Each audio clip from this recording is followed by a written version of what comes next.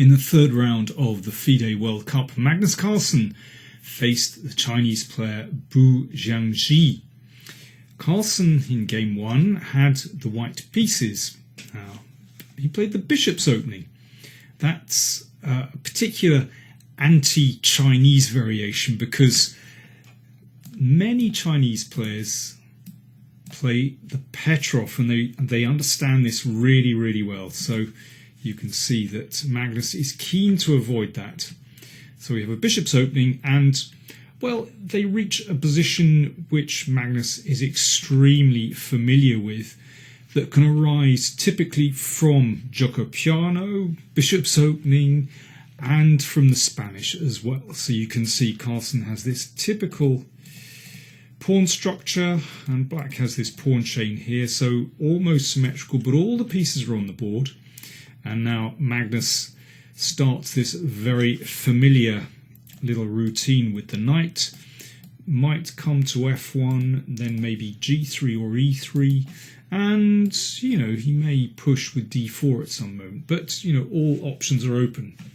I mean, Magnus has made a career out of this quiet setup with white. Now, very interesting move from the Chinese player next. It can't be so bad just to trade bishops here. But instead he plays rook ab8. Now this is very subtle. So one thing is that he wants to, after bishop takes, queen takes, then the b pawn will be already protected. Another point of this is that if black plays d5, then if white responds with bishop a4 with some threats against e5, then black can always respond to bishop a4 with b5, just blocking it out. So this is a very subtle move indeed. Not such a bad move. Bishop c2 from Magnus, avoiding the trade of pieces, and Bu plays d5. So he's not just going to sit there. There are quieter ways to play the position, but, well, if black played too quietly, then white would play d4 and take the initiative in the middle. And here, black could just exchange on e4.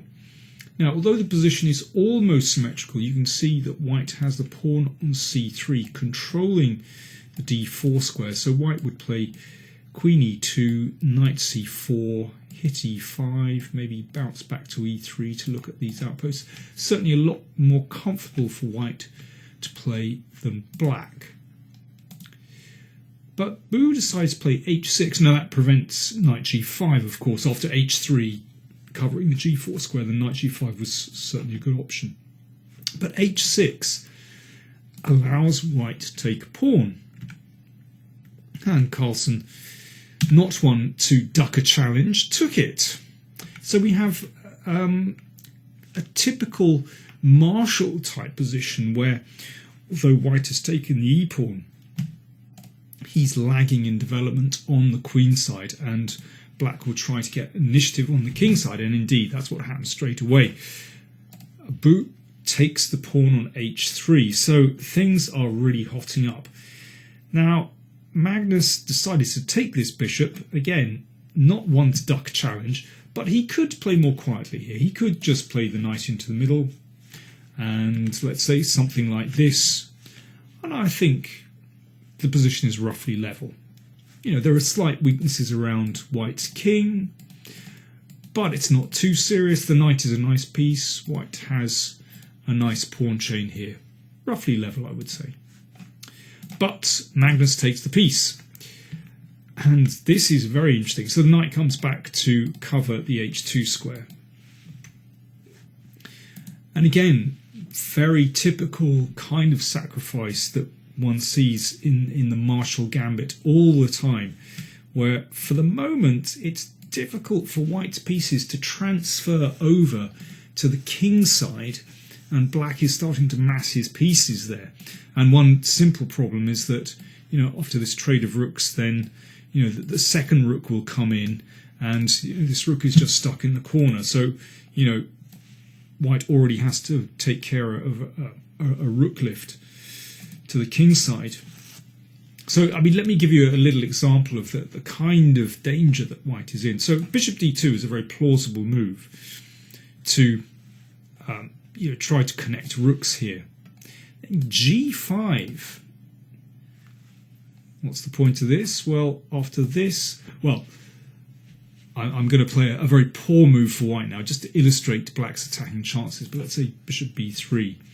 Then here's the point of playing g5 and king h8, that the knight comes to f4. So queen g2, mate threatened, and after the trade, pawn takes, and then rook g8 with a fatal attack on white's king. So very crude, but very effective because white's pieces are stuck on the queen side. So it's all about communication. Magnus played d4, so opening this diagonal up. So in this case, if g5, not a good move here, because the bishop will transfer to the king side and the attack will be snuffed out fairly quickly. So that's why f5 was played, to control the e4 square. Now bishop b3, pinning the knight. So Magnus, with that little shuffle, could eliminate this knight at some point. But he has to be careful that a rook doesn't suddenly arrive here. So f4, so that clears the second rank. So perhaps a queen or a rook could shuffle over. King h7, stepping out of this pin. And now here, well, I mean, this is a very, very difficult position to defend. It's all about communication. These pieces don't contribute to the defence, and in the meantime, this pawn is on prise. There's this idea to play g5 to open up the g file. There's also the possibility to play rook f6 and to attack here. So very nasty. My computer tells me that rook e2 is the best defence here, and one idea is that after queen g4, then the rook can come across and the bishop defends the queen.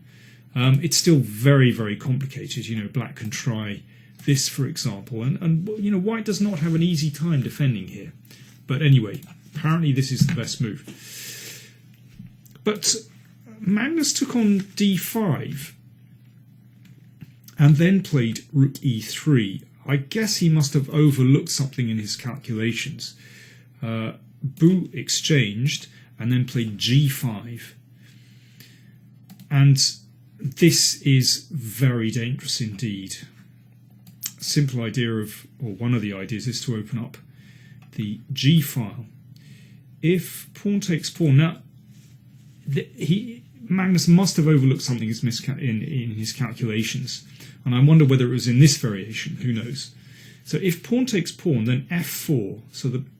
Now if bishop back, then f3, and something nasty is happening here. But look at this variation. This is beautiful.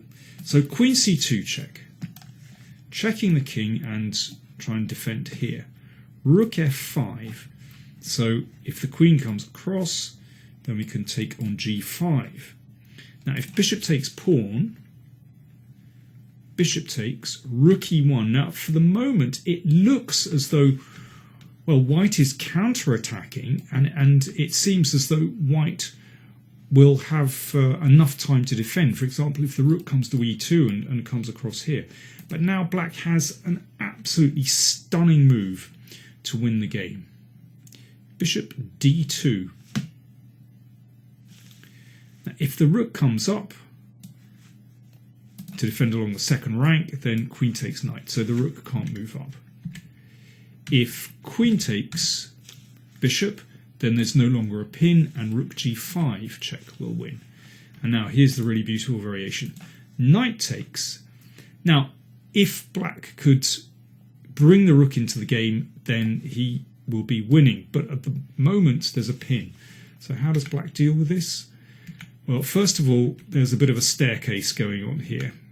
The queen takes that pawn. The king, of course, can't step to the f-file. And now queen g6. Here's the point. Breaking the pin. And now the rook is free to give the classic double barrel shotgun checkmate. who knows what Magnus missed in all that.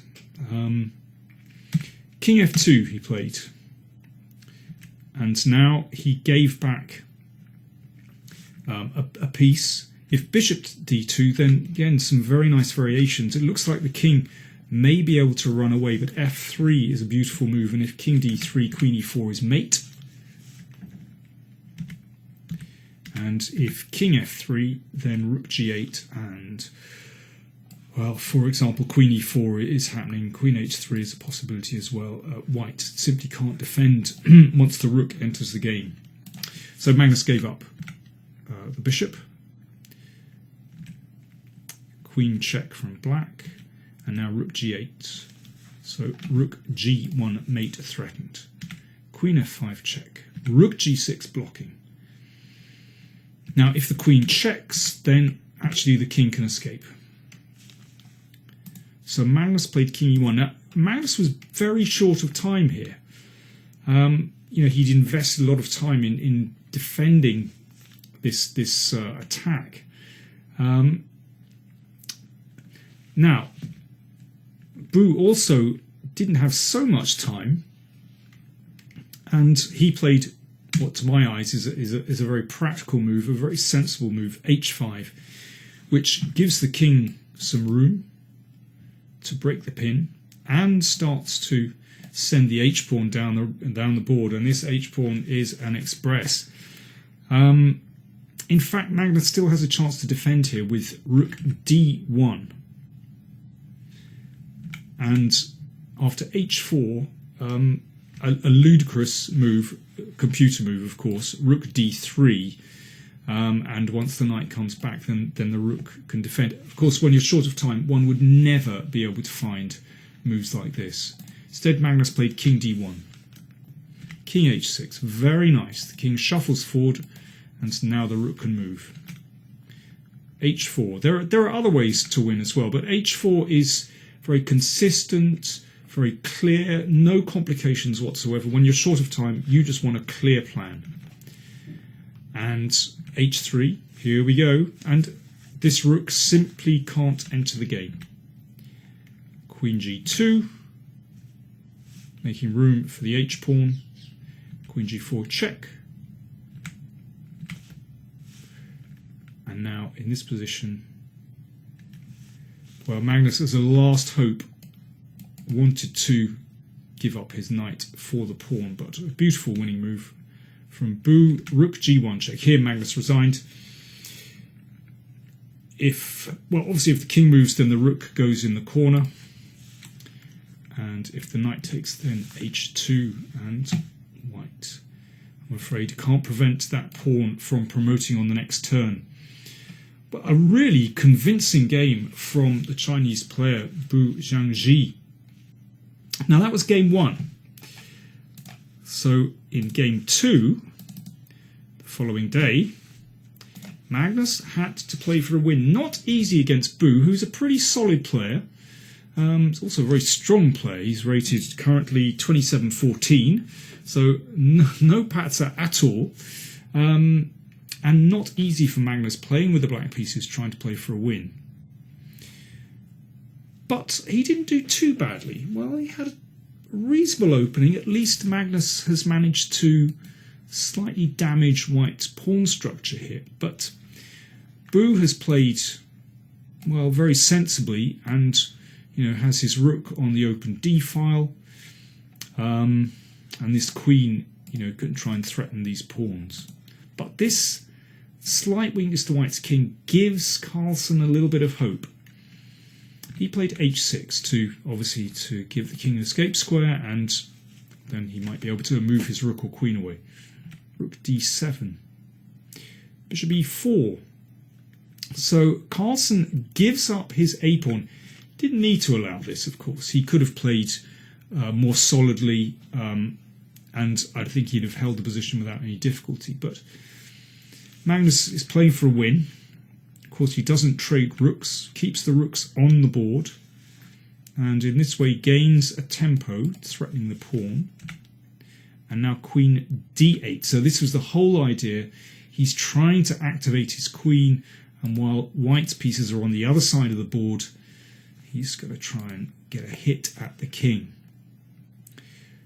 Queen d7. Good move. Of course, Magnus can't afford to trade queens. Queen f6. So looking in this direction.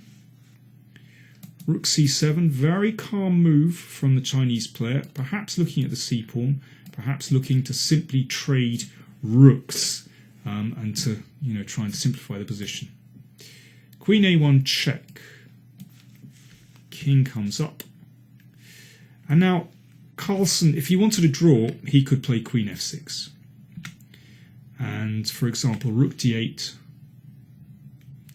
rook c8, and well, this is a draw by perpetual. White can't really avoid this.